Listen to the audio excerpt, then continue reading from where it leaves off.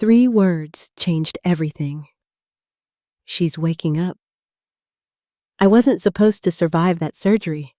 I wasn't supposed to hear what they'd done, but I did. And now, they're about to learn why you should never underestimate a woman with nothing left to lose. If you're watching this, subscribe to the channel and let me know in the comments where you're watching from. The antiseptic smell hit me first, followed by the rhythmic beeping of machines that suggested I was still among the living. My eyelids felt like they'd been sealed with industrial-strength glue, but I managed to pry them open to find myself staring at white ceiling tiles and fluorescent lights. "She's waking up," a nurse announced cheerfully, as if consciousness were some sort of personal achievement. Megan's face materialized above me, perfectly made up, despite what I assumed had been a medical emergency.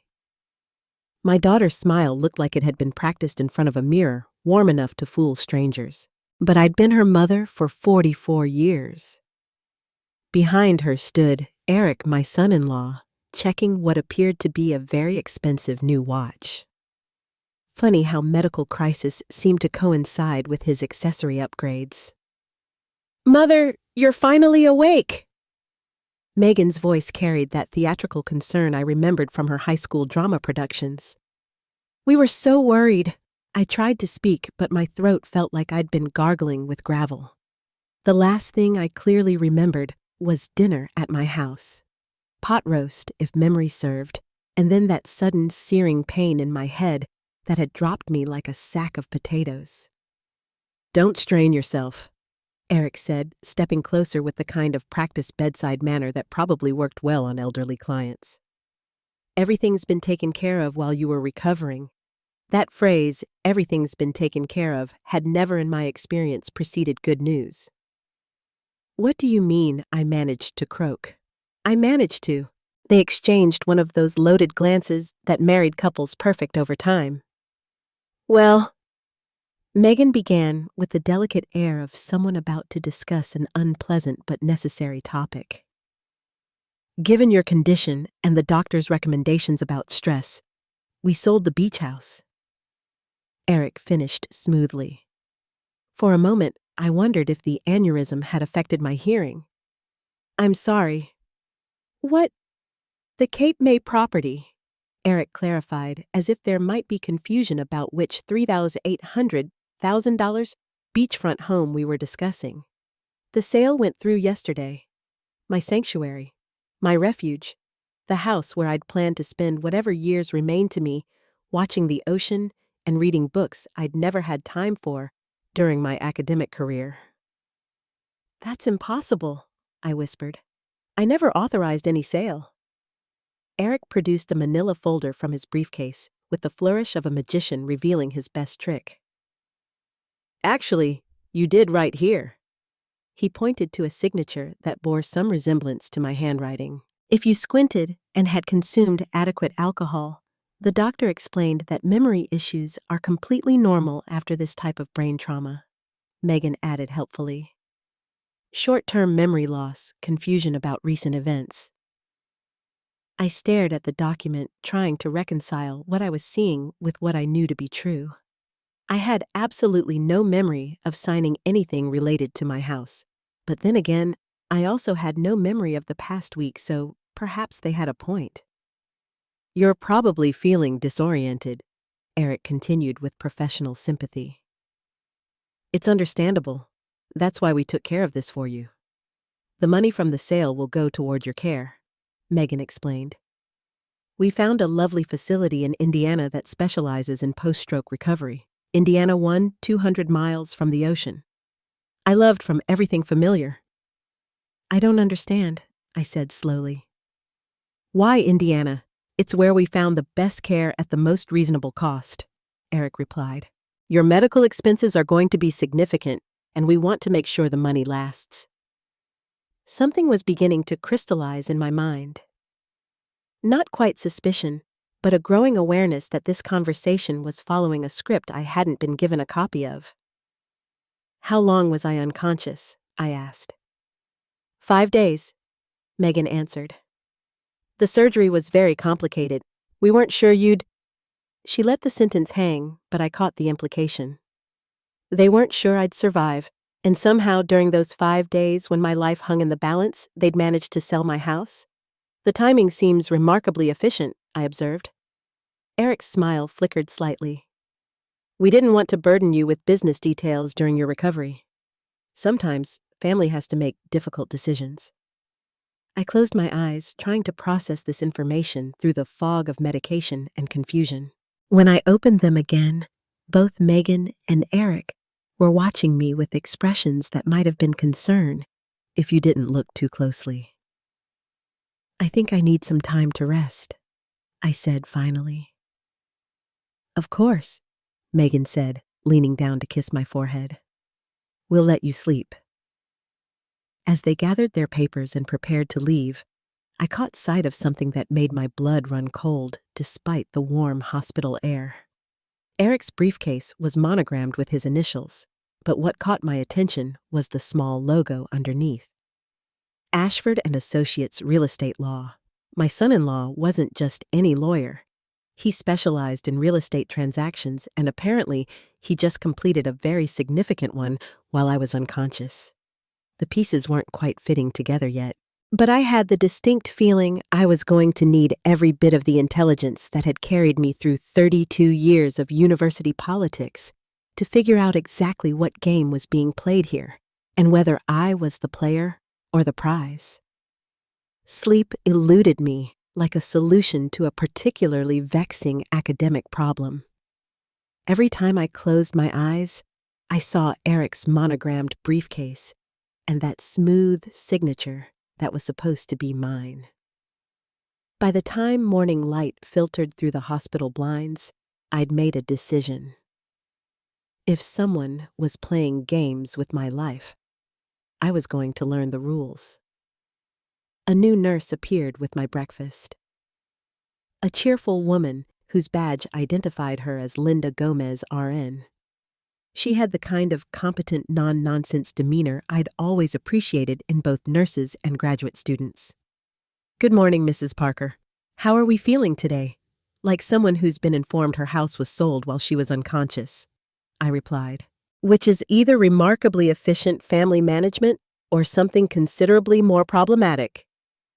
Linda paused in her adjustment of my IV, her professional smile shifting to something more genuine. That does sound unusual. Real estate transactions typically require the actual presence of the property owner. One would think so. She busied herself with checking my vitals, but I caught her glancing at my chart with the kind of attention that suggested she was reading between the lines. After 27 years in academia, I'd learned to recognize intelligence when I saw it. Mrs. Parker, she said quietly.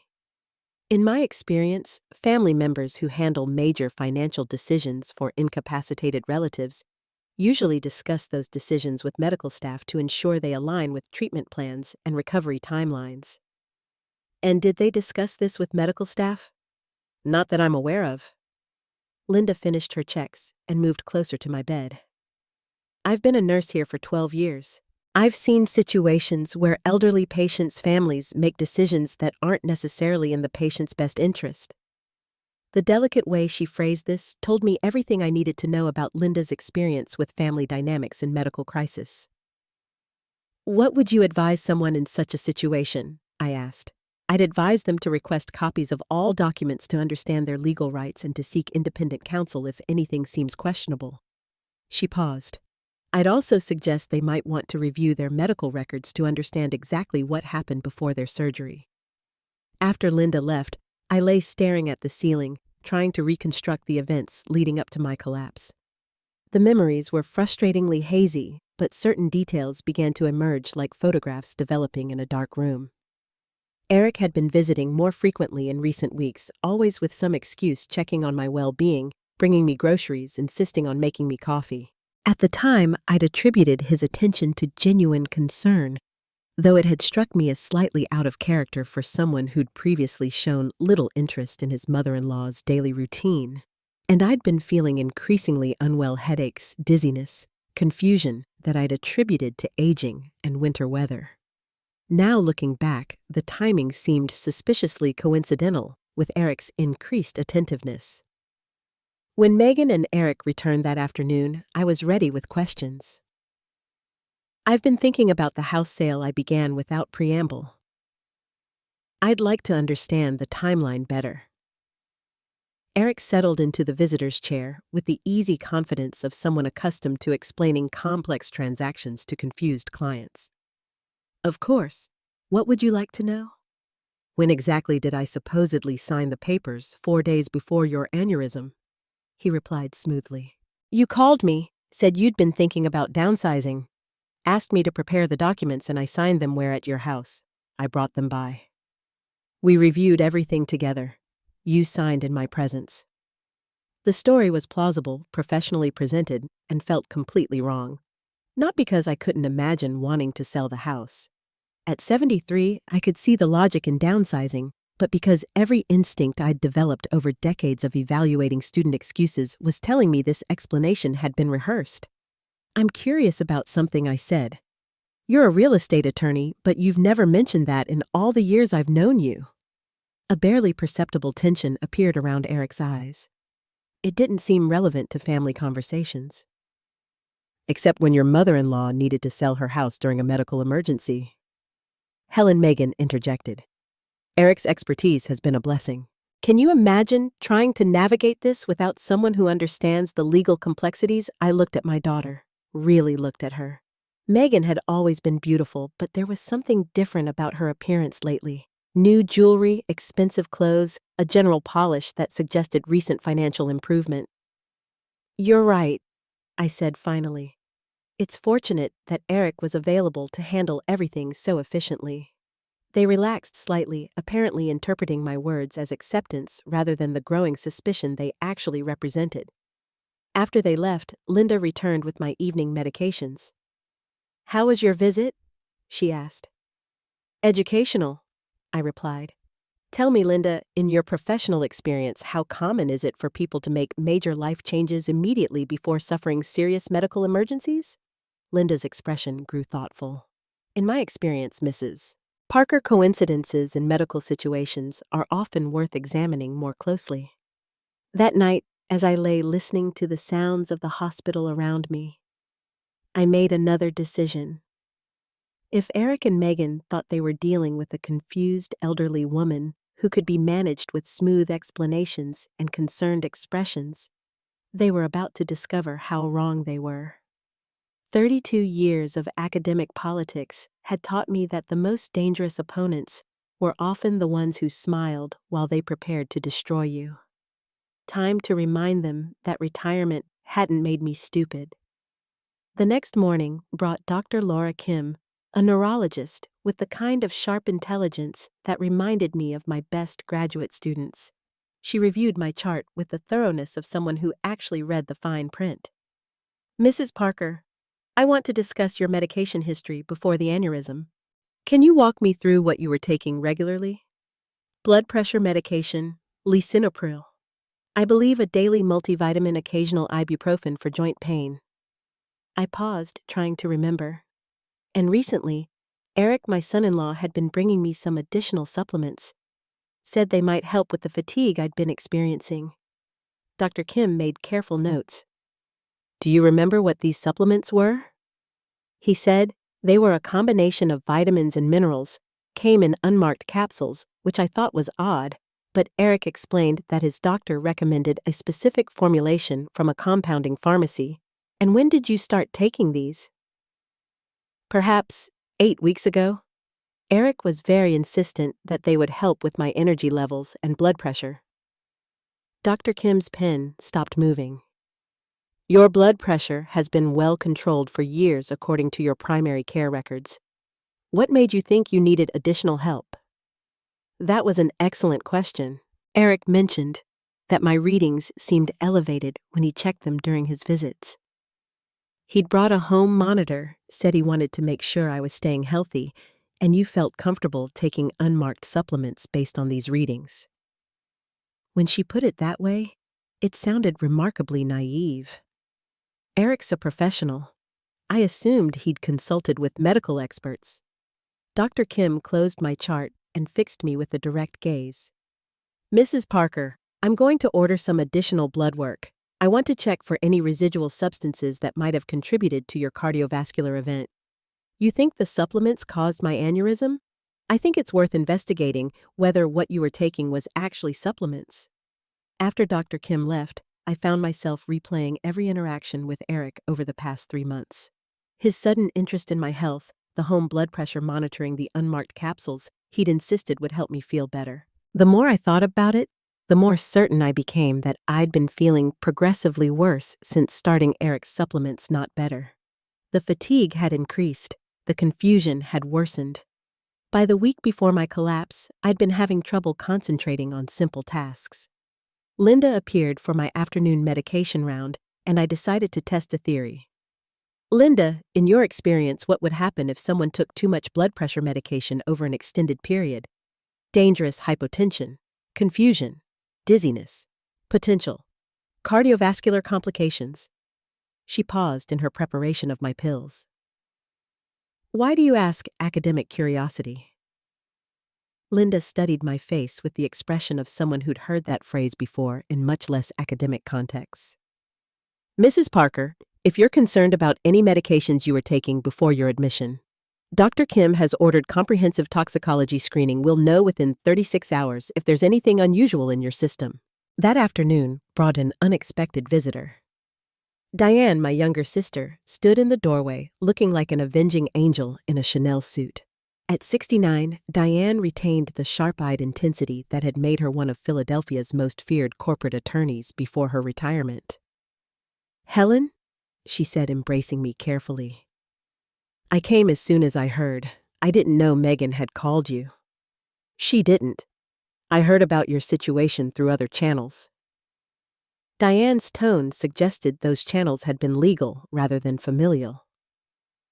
I understand there have been some significant changes in your circumstances. You could say that.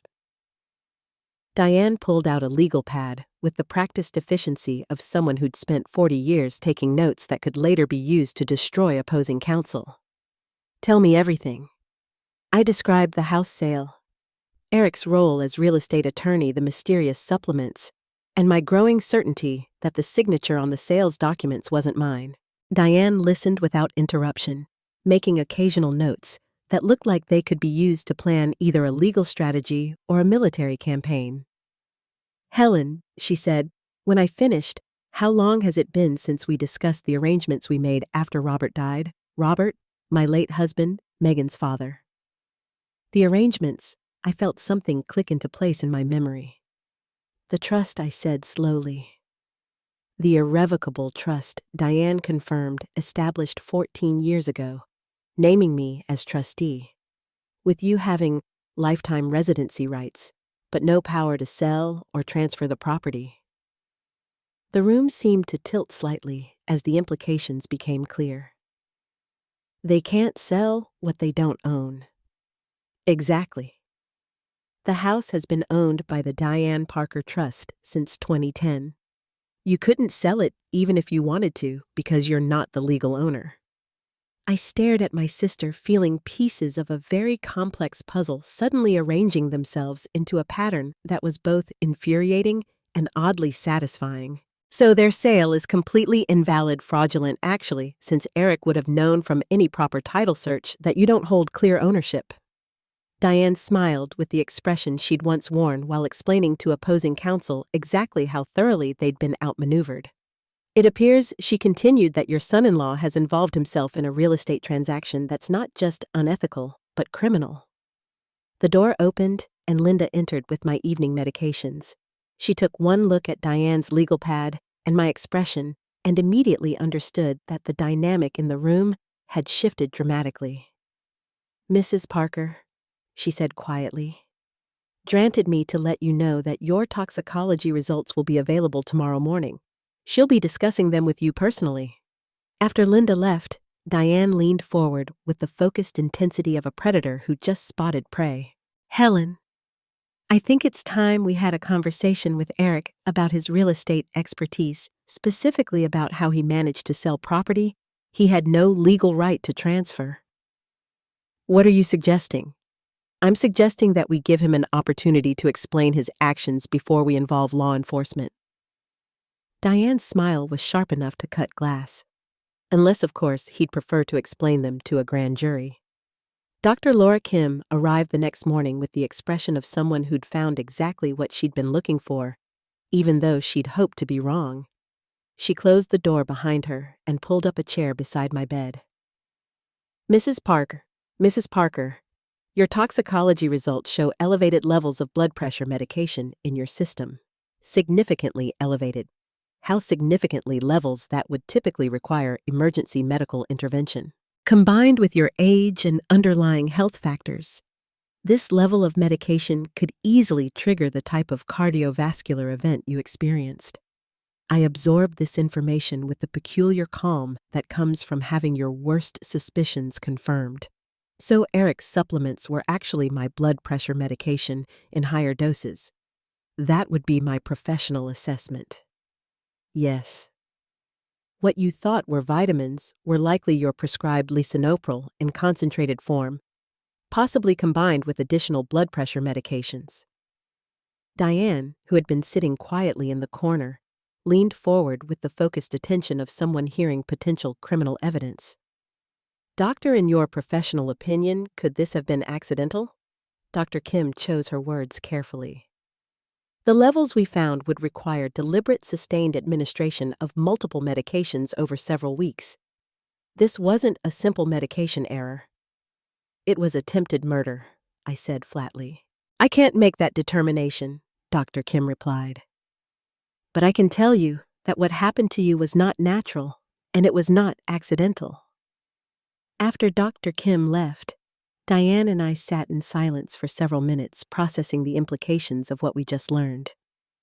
We need to call the police, Diane said finally. Not yet. I was thinking like a professor again, analyzing all variables before drawing conclusions. We need more information. Eric may have been slowly poisoning me, but we still don't understand why he thought he could sell a house he doesn't own. Maybe he didn't know about the trust. I shook my head. Eric's a real estate attorney. Checking title ownership is basic due diligence. He had to know the house wasn't mine to sell. Then, what was his plan? Before I could answer, the door opened and Megan entered with her usual perfectly coordinated outfit and concerned daughter expression.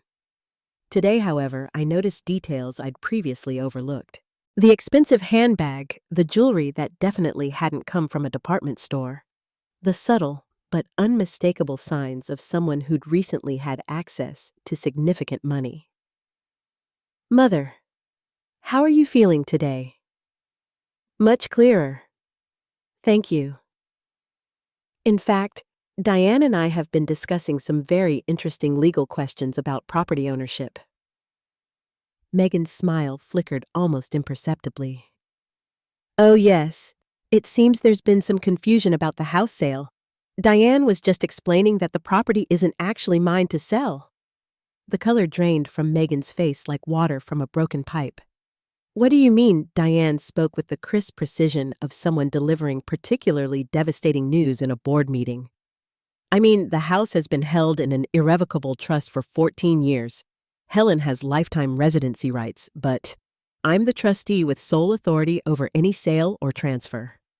Megan sat down heavily in the visitor's chair. That's impossible. Dad never mentioned any trust. Your father didn't know about it, I explained gently. I established it after discovering his affair to protect the property from being transferred to his secretary in his will. But Eric said he showed me the paperwork. The sale went through. The sale of what exactly? Diane asked. You can't sell property you don't own, Megan. Any buyer would discover the title problem the moment they tried to close. Megan's hands began shaking. Eric said he had everything handled. He said the legal work was all proper. I watched my daughter's growing panic with a mixture of satisfaction and concern. Megan, where exactly did Eric say the money from this sale went into escrow waiting for the final paperwork? She trailed off as the implications became clear. What final paperwork? Diane pressed. Eric said there were some technical issues with the title that would take a few weeks to resolve, but the buyer had already transferred funds to show good faith. Diane and I exchanged glances. The picture was becoming clearer, and it was considerably more complex than simple real estate fraud. "Megan," I said carefully, "have you seen any of this money?" My daughter's guilty expression told me everything I needed to know. "How much have you spent?" Diane asked bluntly. "It wasn't spending exactly. Eric said we needed to make some investments to protect the funds during the title resolution process." "What kind of investments?" "About some jewelry. Eric said we needed to diversify the assets." Megan's voice grew smaller with each word. I leaned back against my pillows, beginning to understand the full scope of what Eric had accomplished. He'd convinced a buyer to transfer money for a house he couldn't legally sell, used that money to purchase assets in his and Megan's names, and somehow persuaded my daughter that this was legitimate financial planning. It was audacious, illegal, and remarkably stupid for someone who supposedly understood real estate law. "Megan," I said gently, "I think we need to have a very serious conversation with Eric about his investment strategy." My daughter looked at me with the expression of someone who'd just realized they'd been swimming with sharks. "Mother, I think we might be in serious trouble." "Yes, dear," I replied with what I hoped was reassuring calm. "You are." But as I watched Megan's growing comprehension of her situation, I realized something interesting was happening. For the first time in years, my daughter was looking at me not as a burden to be managed, but as someone who might be able to help her. It was progress of a sort. Eric arrived that evening with flowers and the kind of aggressively cheerful demeanor that immediately put me on guard. Megan had clearly briefed him about our afternoon conversation, because his usual smooth confidence had developed some interesting cracks around the edges. "Helen, you're looking much better today," he said, arranging the flowers with unnecessary attention to detail. "Megan mentioned you had some questions about the property transfer." "A few." "Yes." I gestured to the chair beside my bed. Diane was explaining some technical aspects of real estate law that I found fascinating. Eric's eyes flicked to Diane, clearly recognizing her as a potential threat, but unsure how significant. "Well, real estate transactions can be complex. It's understandable that some aspects might be confusing." "Oh, I'm not confused about the technical aspects," I assured him. "I'm confused about how you managed to sell a house I don't legally own." The flowers nearly fell as Eric's hands went still. "I'm sorry." Diane opened her briefcase with the theatrical precision of someone who'd spent decades making opposing counsel nervous. "The property in question has been held in an irrevocable trust since 2010. Mrs. Parker has no legal authority to sell, transfer, or encumber the property in any way." Eric's lawyer training kicked in, and his expression shifted to professional neutrality. "I'm sure there's been some misunderstanding.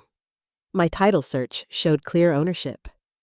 "Then perhaps you could show us this title search," Diane suggested sweetly, along with the purchase agreement, the closing documents, and the disbursement records for the sale proceeds. "Those documents are confidential attorney work product, not when they involve my client's property," Diane interrupted. "Or when they may constitute evidence of real estate fraud." The temperature in the room seemed to drop several degrees. Eric looked between Diane and me, clearly recalculating whatever strategy he'd planned for this conversation. "Helen?" he said, focusing on me with what he probably thought was persuasive sincerity. "I think there's been a serious miscommunication. If there are any title issues, we can certainly resolve them." "Eric," I interrupted gently, "I think it's time we discussed your supplement recommendations." He went very still. "My what? The vitamins you've been bringing me?" Dr. Laura Kim found them quite interesting from a pharmaceutical perspective. Megan, who had been sitting quietly in the corner, suddenly spoke up. "What about the vitamins? It turns out they weren't vitamins," I explained. "They were concentrated doses of blood pressure medication, enough to cause exactly the type of cardiovascular emergency that brought me here." The silence that followed was profound. Eric's face had gone completely white, while Megan stared at him with growing horror. "That's impossible," Megan whispered. "Eric, you said they were supplements. They were supplements," Eric said quickly. Helen must be confused about what she was taking. "The toxicology report was quite specific," Diane interjected. "Would you like me to read the relevant sections?" Eric stood abruptly, his professional composure finally cracking completely. "I think there's been a serious misunderstanding here. Helen, you've been under tremendous stress, and after a brain injury, memory can be unreliable. Are you suggesting I imagine taking the pills you brought me?" I asked with genuine curiosity. "I'm suggesting that traumatic brain injuries can affect perception and memory in ways that make patients unreliable witnesses to their own experiences. It was a clever legal strategy. Question the victim's competence to remember events."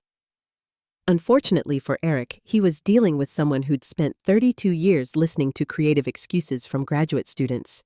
"Eric," I said with the patient tone I'd once used for particularly slow learners, "you're a real estate attorney who attempted to sell property. You knew you didn't have clear title to using forged documents while systematically poisoning the supposed seller to ensure she couldn't interfere with your scheme. That's not you, then convince my daughter to help you spend money that came from defrauding a legitimate buyer. Probably telling her it was all perfectly legal." Megan made a small sound that might have been a sob. "The only question I have," I continued, "is whether you actually thought you could get away with this, or whether you're simply not as intelligent as your law degree suggests." Eric's face had progressed from white to an interesting shade of purple. "You can't prove any of this." "Actually," Linda said from the doorway. "We can." We all turned to find Linda standing there with what appeared to be a small recording device. "New Jersey is a one-party consent state for recordings," she explained helpfully. "And hospital policy requires documentation of suspected elder abuse situations." Eric looked around the room like a trapped animal seeking an escape route. "This is entrapment. This is evidence," Diane corrected, "of attempted murder, real estate fraud, elder abuse, and probably several other felonies we haven't thought of yet." "I want a lawyer," Eric said. "An excellent idea," I agreed. "You're going to need a very good one." As Linda called security and Diane began making notes about criminal referrals, I looked at Megan, who was staring at Eric with the expression of someone watching their entire world collapse.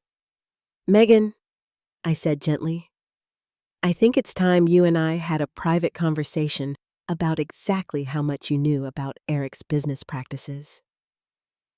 My daughter's tear-filled eyes met mine, and for the first time in years, I saw something I recognized. Not the calculating adult who'd been managing my life, but the scared child who used to crawl into my bed during thunderstorms. "Mom," she whispered, "I think I've made some terrible mistakes." "Yes, dear," I said softly. "I think you have." The next morning brought Detective Julia Bennett, a compact woman with intelligent eyes and the bearing of someone who'd seen enough family dysfunction to find very little shocking. Linda had called the police after our recorded conversation with Eric, and Detective Bennett had spent the night reviewing what she described as one of the more creative elder abuse cases she'd encountered. "Mrs. Parker," she began, settling into the visitor's chair with a notepad. "I need to understand the timeline of events leading up to your hospitalization." I walked her through Eric's increased attention over the past 3 months, the mysterious supplements, my deteriorating health, and the conveniently timed house sale. Detective Bennett took detailed notes, occasionally asking for clarification on dates or specific incidents. "And your daughter?" she said, glancing at Megan, who sat in the corner looking like she'd aged a decade overnight. "What was her role in these events?" Megan looked at me pleadingly before speaking. "I thought Eric was helping Mom with her finances. He said she was getting confused about her medications, that she'd asked him to handle the house sale, but you benefited from the supposed sale proceeds," Detective Julia Bennett observed. "Eric said we needed to invest the money while the title issues were being resolved. He made it sound like standard financial planning." I watched my daughter struggle to explain her actions and felt something I hadn't experienced in years. Maternal protectiveness. Megan had been naive and greedy, but she'd been manipulated by someone who understood exactly how to exploit her weaknesses. Detective? I said, I think it's important to understand that Eric is a professional who specializes in exactly this type of transaction. He knew how to make illegal activities sound legitimate to someone without legal training. Detective Bennett studied my face. Are you suggesting your daughter was unaware of the fraudulent nature of these activities? I'm suggesting that my daughter was lied to by someone she trusted just as I was. After Detective Bennett left to arrest Eric Megan, and I found ourselves alone for the first time since this entire situation began. She sat beside my bed, tears streaming down her face. Mom, I'm so sorry. I should have questioned what Eric was doing. I should have protected you instead of what, Megan? Instead of being relieved that someone else was handling your affairs so I didn't have to. She wiped her eyes with a tissue. I've been a terrible daughter. I considered this admission carefully. You've been a distant daughter, and perhaps a selfish one, but Eric is the one who tried to kill me. But I went along with everything. I spent the money. I believed him when he said you were getting confused and needed management. Megan, I said firmly. Did you know Eric was poisoning me? Of course not. Did you know the house sale was fraudulent? No, I thought Eric showed me all the paperwork. Then you were a victim too.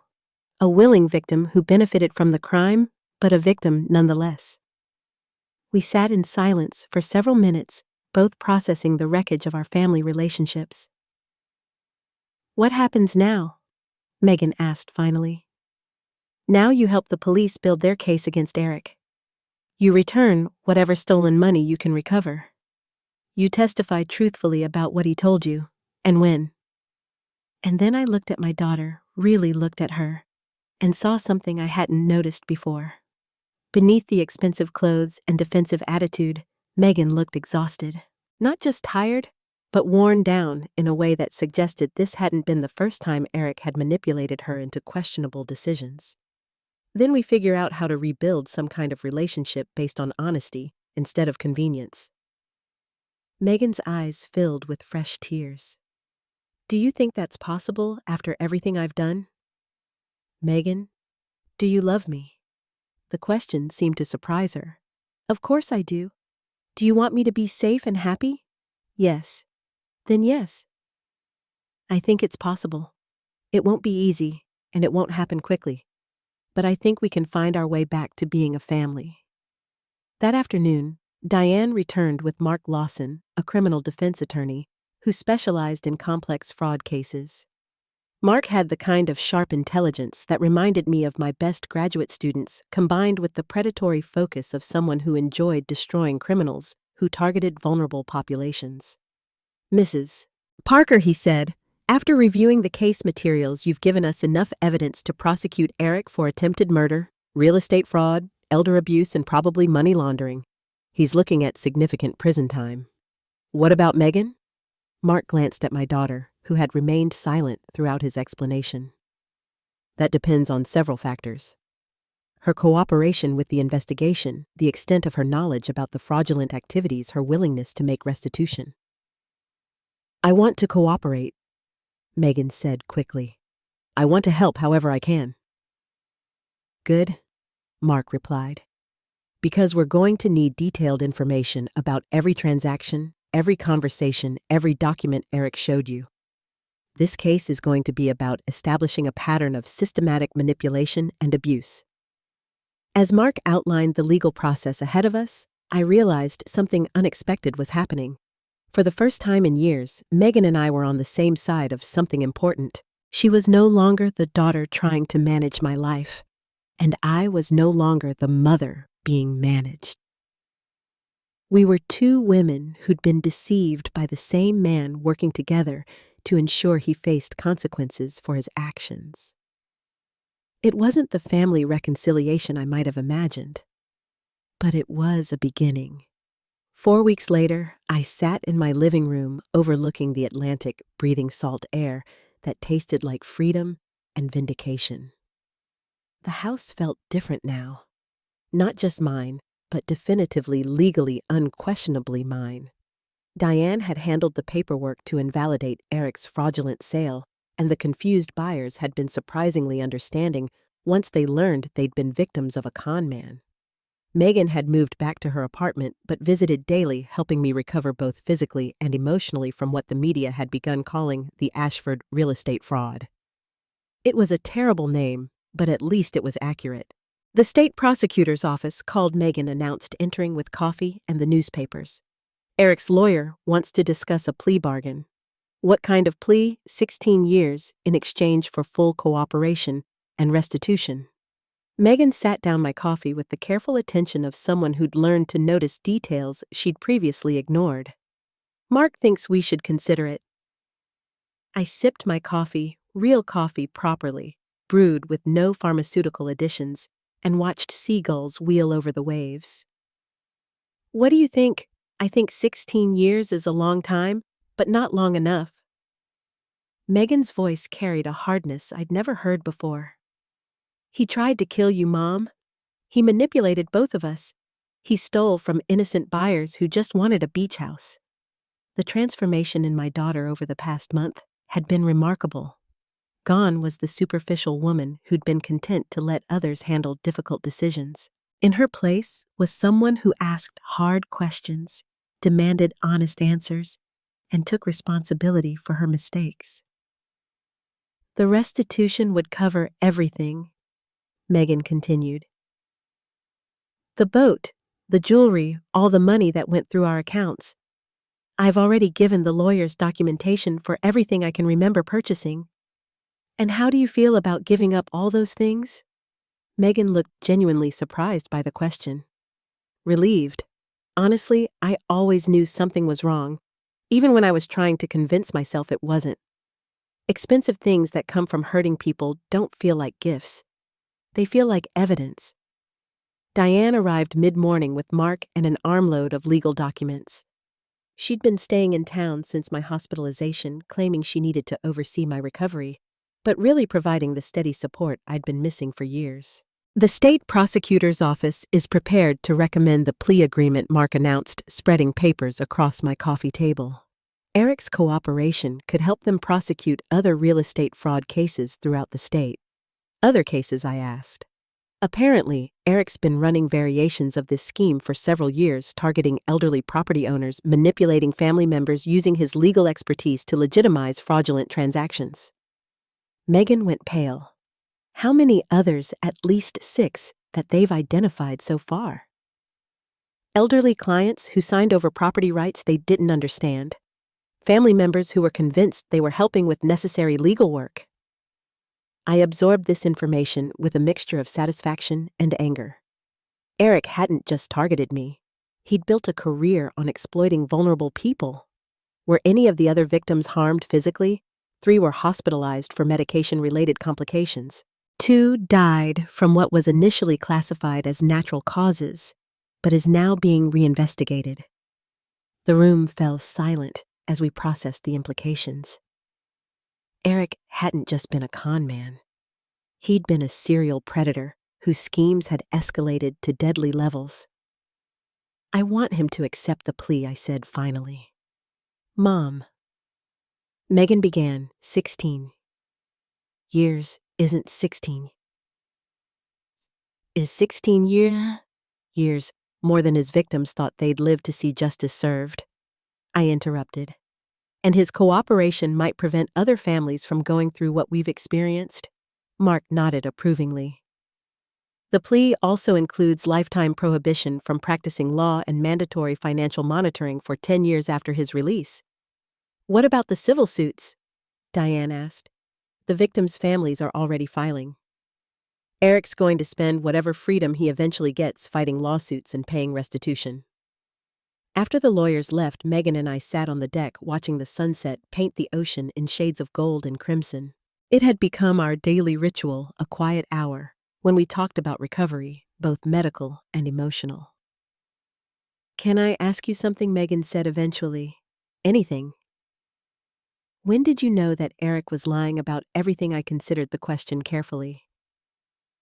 I think some part of me always knew something was wrong, but I wanted to believe that my daughter and son-in-law cared about my well-being. It was easier than accepting that I'd become an obstacle to be managed.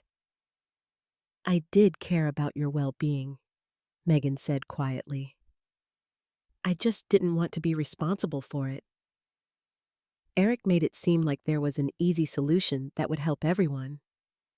And now I understand that easy solutions to complex problems are usually just well-disguised disasters.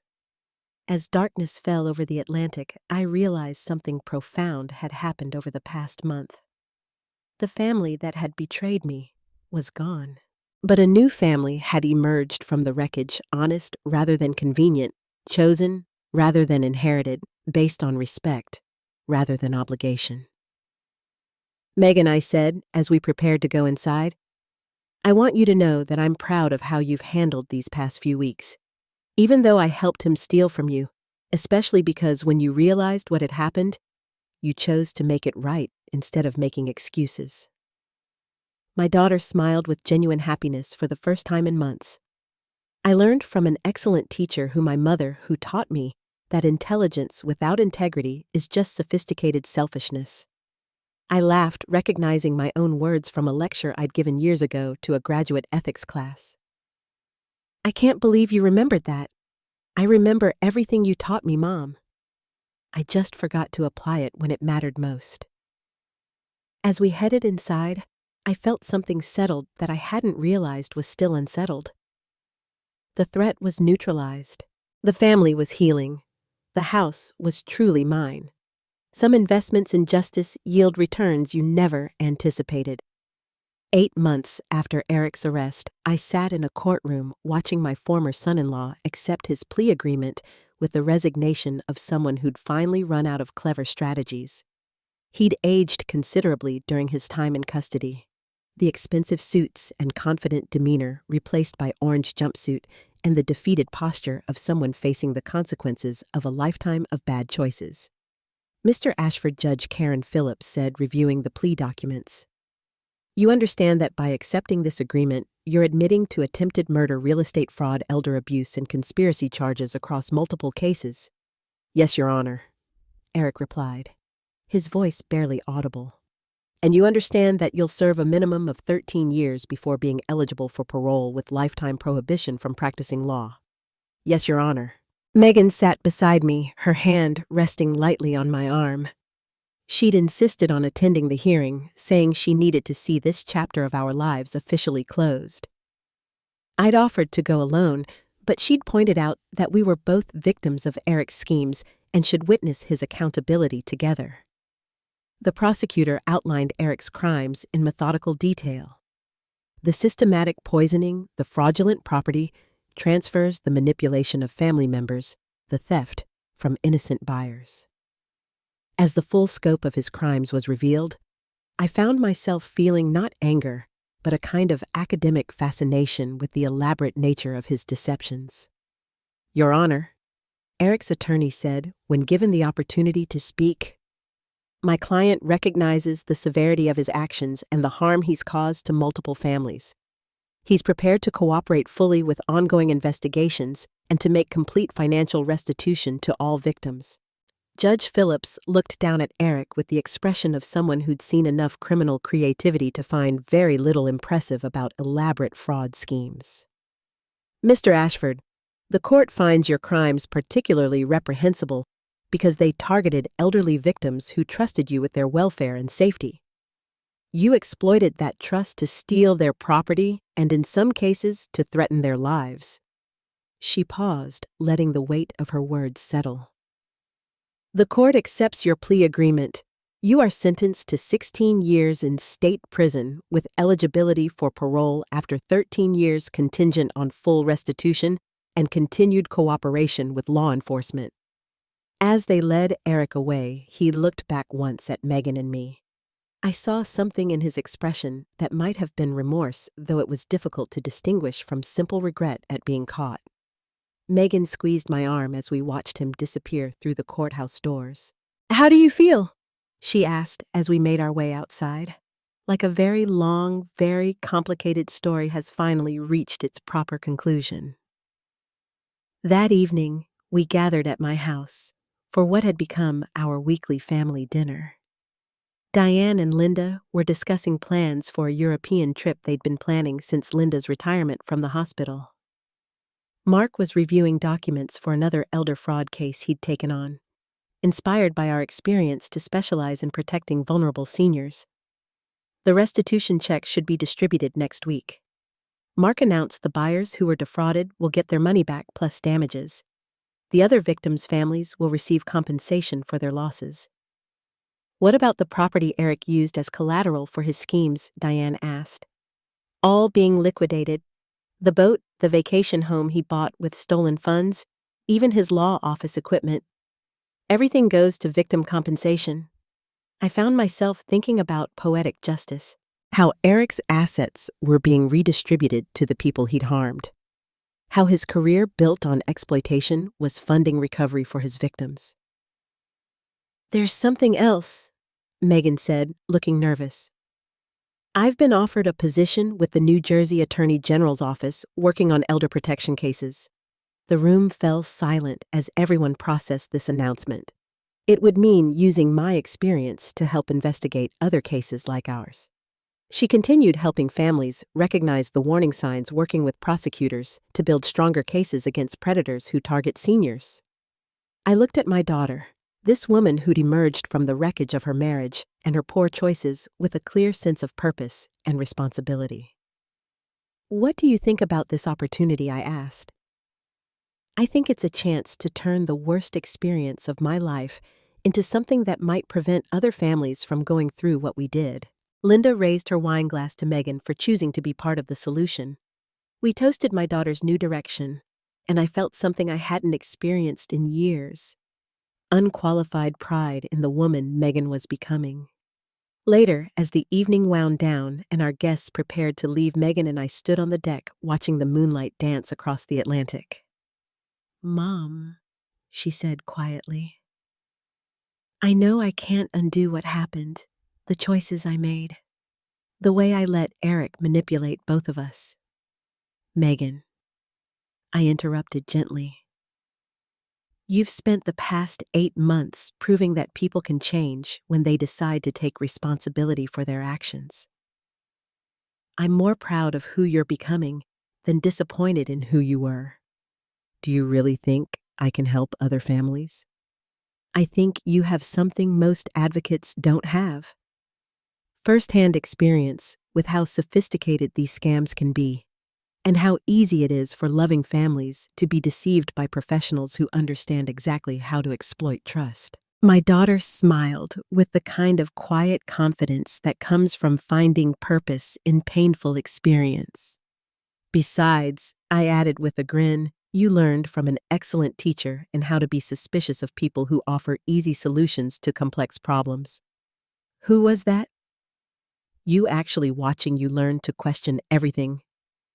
Eric told you taught me to trust my own instincts again." As we headed inside, I realized that the best revenge really was living well. Eric was beginning a lengthy prison sentence while Megan was starting a career dedicated to protecting vulnerable people. Some lessons are expensive, but the education is worth every penny. 1 year after Eric's sentencing, I stood at a podium in the Atlantic City Convention Center, looking out at an audience of social workers, law enforcement officers, and family advocates gathered for the annual Senior Safety Summit. At 73, I'd never imagined I'd become a public speaker, but surviving attempted murder apparently qualified me as an expert in recognizing family-based financial abuse. 2 years ago, I began. I was a retired professor living quietly in my beach house, trusting my family to have my best interests at heart. I learned the hard way that predators often come disguised as helpful relatives, and that the most dangerous lies are the ones wrapped in concern for our well-being. I walked them through the warning signs I'd missed, the increased attention from Eric, the mysterious health supplements, the urgent need to handle my affairs for my own good. The audience took notes with the focused attention of people who understood they were hearing information that could save lives. The key lesson, I continued, is that authentic care respects autonomy. When someone insists on making decisions for you because they know what's best, they're not protecting you. They're controlling you. The difference is whether you retain the right to say no. During the Q&A, a woman in her 60s raised her hand. Mrs. Parker, how do you rebuild trust after discovering that your own family was willing to harm you for financial gain? It was a question I'd been asking myself for the past year. You don't rebuild the same trust? I replied honestly. You build a different kind of trust, one based on consistent actions over time, rather than assumptions about family loyalty. Trust becomes something that's earned through behavior, not inherited through genetics. After the presentation, Megan joined me for lunch. She'd driven down from her new job in Trenton, where she was working with a task force investigating elder fraud across western New Jersey. The work suited her. It required the analytical skills she'd always possessed, but directed them toward protecting people rather than managing them. You were brilliant up there, she said, as we settled into a quiet corner table. I was taking notes like I'd never heard your story before. How are things going with the task force? Challenging, but rewarding. We've identified 3 major fraud rings operating in the region, and yesterday we got warrants to search several suspect law offices. Megan's eyes lit up with the enthusiasm of someone who'd found work that mattered.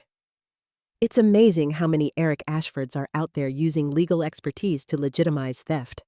Any cases similar to ours? Too many. Elderly homeowners signing over property rights they don't understand. Family members who convince themselves they're helping by going along with questionable legal advice. Professionals who exploit the trust that comes with their credentials. I studied my daughter's face, noting the confidence that had replaced the defensive uncertainty she'd carried for years. Do you ever regret not pursuing this kind of work earlier in your life? Sometimes, but I don't think I could have done this work effectively without understanding how easy it is to be manipulated by someone you trust. My experience with Eric makes me better at recognizing the warning signs other families miss. That afternoon, we drove to my house together, continuing a tradition we'd developed of spending weekends working in my garden and talking about everything we'd never discussed when our relationship was built on convenience rather than choice. I have some news, Megan said as we planted bulbs that would bloom in the spring. I've been asked to testify before a state legislative committee about strengthening penalties for family-based financial crimes. That's wonderful. What are you recommending? Mandatory reporting requirements for professionals who become aware of suspicious financial transactions involving elderly clients. Enhanced penalties when the perpetrator is a family member or caregiver. Streamlined processes for victims to recover stolen assets. I paused in my planting, struck by the transformation in my daughter's priorities. A year ago, Megan had been focused on managing my life to minimize her own responsibilities. Now she was working to protect other elderly people from the kind of manipulation she'd once facilitated. I'm proud of you, I said simply. For what? For choosing to become part of the solution rather than just apologizing for having been part of the problem. That evening, as we sat on the deck watching the sunset, Linda and Diane joined us for dinner. Linda had moved in permanently 8 months earlier, claiming she needed a change of scenery, but really providing the companionship I'd been missing without realizing it. Diane visited every few weeks, having relocated from Arizona to be closer to family. I have an announcement, Linda said as we settled in with wine and Diane's famous lasagna. Helen and I have been discussing a project. What kind of project? Megan asked. A book, I explained, combining my experience as a victim with Linda's professional knowledge about recognizing abuse in medical settings, a practical guide for families and healthcare providers. The working title is Surviving Family, A Guide to Recognizing and Preventing Elder Exploitation, Linda added. We want to create something that helps people identify warning signs before they become victims. Diane raised her wine glass to productive uses of painful experience. As we toasted the book project, I realized something had crystallized over the past year. What had begun as a survival story had evolved into something larger. a mission to ensure that other families didn't have to learn these lessons through betrayal and near-death experiences. "You know what the best part is?" Megan said as evening settled around us. "Eric thought he was destroying our family. Instead, he accidentally created a family that's stronger and more honest than anything we had before." I looked around the table at these women who'd become my chosen family. Diane, who'd provided legal expertise and sisterly support. Linda, who'd recognized abuse and become a protector. Megan, who'd transformed guilt into purpose. Some mistakes I said thoughtfully turn out to be the best thing that ever happened to everyone except the person who made them. Eric was serving his time in a state prison cut off from the family he'd tried to exploit. Meanwhile, we were building something he'd never understand. A family based on choice rather than obligation on honesty, rather than convenience on respect, rather than control. The revenge was sweeter than anything I could have planned. 2 years after Eric's conviction, I received a letter that made me pause over my morning coffee. The return address indicated it came from New Jersey State Prison, Trenton, and the handwriting was unmistakably Eric's. I set it aside unopened and went about my day tending my garden, working on the book Linda and I were writing, preparing for Megan's weekend visit. The letter sat on my kitchen counter like an unexploded bomb, ignored but not forgotten. "Are you going to read it?" Linda asked that evening as we prepared dinner. "I'm debating whether there's anything Eric could say that would be worth the mental energy required to process it. Curiosity is a dangerous thing." I laughed, thinking of how curiosity had served me well in both my academic career and my recent adventures in criminal justice. "Yes, but it's also been remarkably useful." Megan arrived the next morning and immediately noticed the letter. "Is that from Eric, apparently? Have you read it?" "Not yet. I'm trying to decide if I care about his perspective on current events." Megan considered this while unpacking groceries for our weekend cooking project. "I think I'd want to know what he had to say. Not because his opinion matters, but because I'd be curious about his mental state, academic interest in the criminal mind. Something like that." That afternoon, we sat on the deck with Diane and Linda, the letter still unopened between us, like a particularly uninviting puzzle. You could always read it and summarize Diane's suggested filter out any manipulation or self-pity and just report the factual content. Or, Linda added, you could decide that some conversations aren't worth having even one-sided ones. I picked up the envelope studying Eric's handwriting. It looked shakier than I remembered, less confident. Prison had apparently affected his penmanship along with his legal career. I said finally that I'm going to read it not because I care about Eric's feelings, but because I'm curious about what he thinks he can accomplish with a letter, after failing so spectacularly with everything else. I opened the envelope and unfolded 3 pages of careful handwriting. Helen. The letter began. "I know you have no reason to read this, and even less reason to believe anything I say, but I wanted you to know that I understand now what I did to you and Megan. Prison has given me a lot of time to think about my choices and their consequences. I want to be clear that this is not an attempt to minimize my crimes or seek forgiveness I don't deserve. I tried to kill you for money. I manipulated Megan into helping me steal from you. I deceived innocent buyers and used my legal training to legitimize fraud.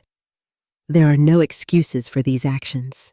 What I want you to know is that the investigation into my activities has helped prosecute 19 other cases of elder fraud across 4 states.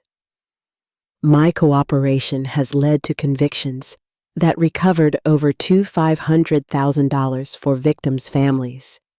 It doesn't undo the harm I caused, but it has prevented harm to others. I also want you to know that Megan visits occasionally. She doesn't come to forgive me or to maintain any kind of relationship. She comes to interview me about my methods and motivations for her work with the state task force. She's become remarkably skilled at getting information that helps protect other families. I'm proud of her, if I'm allowed to say that. She's turned her experience into expertise that matters. She's stronger and more purposeful than she ever was when she was married to me. I know this letter might seem self-serving, but I wanted you to understand that your survival and your decision to fight back has had consequences beyond just my imprisonment. The publicity around our case has led to legislative changes, improved training for healthcare providers, and enhanced protection for vulnerable seniors. You've become an advocate whose work saves lives. Megan has found a career that uses her experience to help others. Even my imprisonment has value if it prevents other families from experiencing what ours did. I don't expect forgiveness, and I don't deserve peace of mind, but I wanted you to know that the ripple effects of your courage continue to protect people I'll never meet. Respectfully, Eric. I read the letter twice, then passed it to Megan, who shared it with Diane and Linda. We sat in silence for several minutes processing this unexpected communication from the man who'd nearly destroyed our family. Well, Diane said finally, that's not what I expected. What did you expect? Linda asked. Self-pity manipulation attempts to minimize his crimes. This is actually thoughtful. Megan looked up from rereading the letter. He's right about the ripple effects. The task force has used our case as a model for training programs across the state. We've prevented dozens of similar schemes, and the book is being used by hospitals and senior centers nationwide. Linda added. I considered Eric's words about consequences beyond punishment. I suppose even terrible people can occasionally produce useful insights. Are you going to respond? Megan asked. I don't think so. There's nothing I need to say to Eric and nothing he needs to hear from me. But I'm glad he wrote it. Why? Because it confirms that he understands the full scope of what he did. That's important for his rehabilitation, even if I don't care about his rehabilitation. That evening, as we prepared dinner, Megan brought up something that had apparently been on her mind. Mom, I want to ask you something, and I want you to be completely honest, always. Do you think Eric's letter was genuine, or was it just another manipulation? I considered the question while chopping vegetables for our salad. I think it was both. Eric is manipulative by nature. It's how he thinks and communicates. But I also think prison has forced him to confront the reality of his actions in ways he'd previously avoided. So you believe he's genuinely remorseful? I believe he's genuinely aware of the consequences of his actions. Whether that constitutes remorse is a philosophical question I'm not qualified to answer. Megan smiled with the kind of analytical satisfaction she'd inherited from me. That's a very professorial response. I'm a very professorial person. It served me well in distinguishing between facts and feelings when evaluating complex situations. As we sat down to dinner, I realized something important had happened. Eric's letter hadn't reopened old wounds or created new emotional complications. It had simply provided information that confirmed what I already knew, that surviving his attempt to destroy me had led to protecting others from similar destruction. The mathematics of justice weren't always simple, but sometimes they were profoundly satisfying. 3 years after Eric's sentencing, I sat in my car outside New Jersey State Prison, Trenton, questioning the wisdom of my decision to accept his request for a visit. Megan had offered to come with me, but this felt like something I needed to do alone. Not for Eric's sake, but for my own sense of completion. The visiting room was designed to be as depressing as possible while still meeting basic human dignity requirements. Eric sat at a metal table wearing prison clothing that made him look smaller and older than I remembered. 3 years of incarceration had stripped away the confident professional veneer, revealing something more fundamentally human underneath. "Helen," he said as I sat across from him. Thank you for coming. I'm not here for your comfort, Eric. I'm here because I had some questions I wanted answered. Of course, whatever you want to know. I studied his face, noting the genuine changes that imprisonment had wrought. Gone was the smooth charm that had once made him so convincing. In its place was something that looked like actual honesty. I want to understand how you convinced yourself that slowly killing me was an acceptable solution to your problems. Eric was quiet for a long moment, clearly choosing his words carefully. I never thought of it as killing you. I told myself I was just making you sick enough to need help with your affairs. It wasn't until you nearly died that I understood what I was actually doing. And when you realized you were committing attempted murder, I panicked. The whole scheme was falling apart. The title issues with the house, the buyers asking questions, Megan starting to suspect something was wrong. I thought if you died from natural causes, all the problems would disappear. The casual way he discussed planning my death was chilling, but also informative. What made you think you could get away with such an elaborate fraud? Arrogance, mostly. I'd been running smaller versions of this scheme for years without getting caught. Elderly clients who signed documents they didn't understand. Family members who went along with questionable legal advice because they trusted my expertise. How many other victims were there? 16. Over the course of 9 years, mostly elderly homeowners who needed legal help with property transfers. I'd manipulate them into signing over more authority than they intended, then use that authority to benefit myself or my associates. I absorbed this information with the detached fascination of someone studying a particularly interesting case study, and their families never suspected. Some did, but I was careful to target people whose families were already struggling with communication issues or financial stress. It's easier to convince someone that legal complexity requires professional management when they're already feeling overwhelmed. What about Megan? How did you manipulate her into participating? Eric's expression shifted to something that might have been genuine remorse. Megan was lonely and insecure about her social status. I convinced her that your house sale was legitimate financial planning, then made her feel sophisticated for understanding complex investment strategies that were actually just money laundering. Did she know about the poisoning? No. I told her you were having medication compliance issues and that I was helping you organize your pills. She believed me because she wanted to believe that someone else was handling your problems. I sat back processing this confirmation of what I'd suspected. Megan had been naive and selfish, but she hadn't been a willing participant in attempted murder. Why are you telling me all this now? I asked. Because Megan asked me to. She said understanding my methods would help her work with other families who've been victimized by similar schemes. And you're helping her. Why?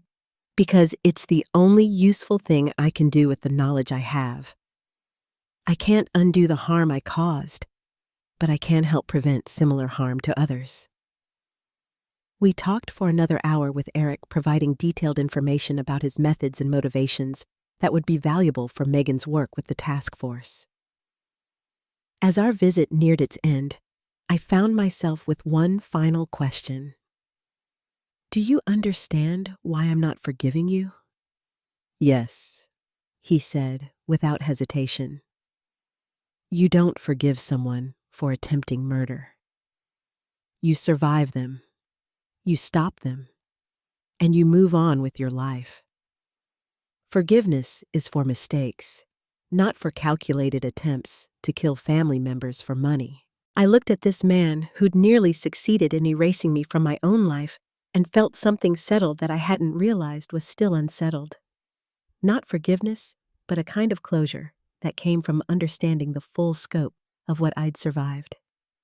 Eric, I said as I prepared to leave, I hope prison has taught you something about the value of other people's lives. It has. Too late to matter for my victims, but maybe not too late to matter for potential future victims. I left the prison feeling lighter than I had in years. Not because I'd forgiven Eric.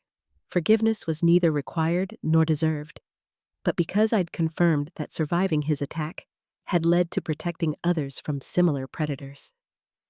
That evening, I called Megan to share the information Eric had provided about his methods and victims.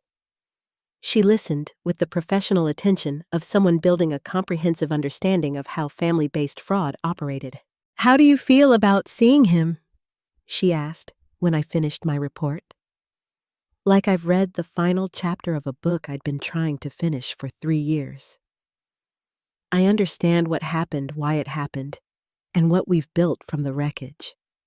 And Eric is serving his sentence and providing useful information about criminal methods. That's sufficient justice for someone who tried to kill me for money. Do you think he's genuinely changed?" I considered this question while watching the ocean from my deck. I think prison has forced him to confront the reality of his actions in ways he'd previously avoided.